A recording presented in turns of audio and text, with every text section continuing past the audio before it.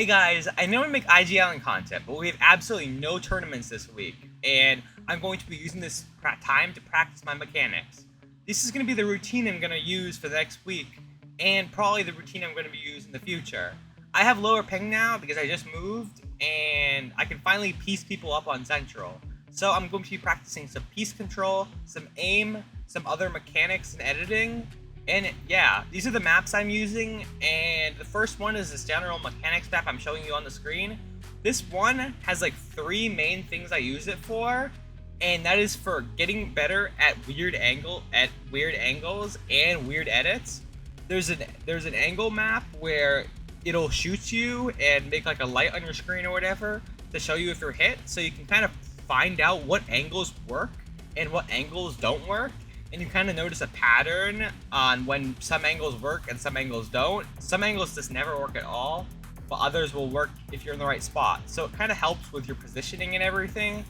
Also, this map has a second part where it's like a weird angle edit practicer where it kind of rotates you in a circle or in like weird other motions to try to make it harder for you to edit the single wall.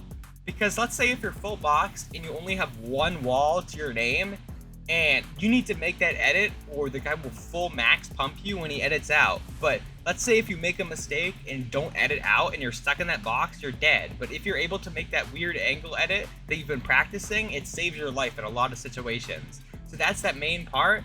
The last part of this map is to kind of work on piece control. There's this kind of like a AI bot that you can kind of piece up in another part of the map, which isn't as cool as the other parts of the map, but it definitely has some improvements on angle and working on flick aiming after angles. And yeah, that's kind of the first map.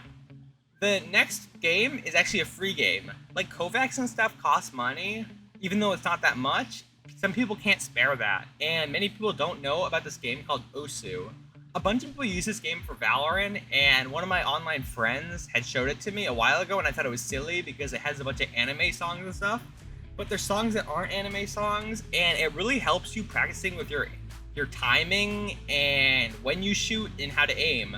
And some of the people don't put their actual sensitivity on this, but if you didn't know, there's a sensitivity. If you just go search on Google, like a sensitivity translator or converter, whatever it's called, and it'll convert your sensitivity to Osu, and you can work on your timing and your aim on there. And it's a really exhausting warm-up, and I wouldn't say use it as your warm-up. I would say use it after.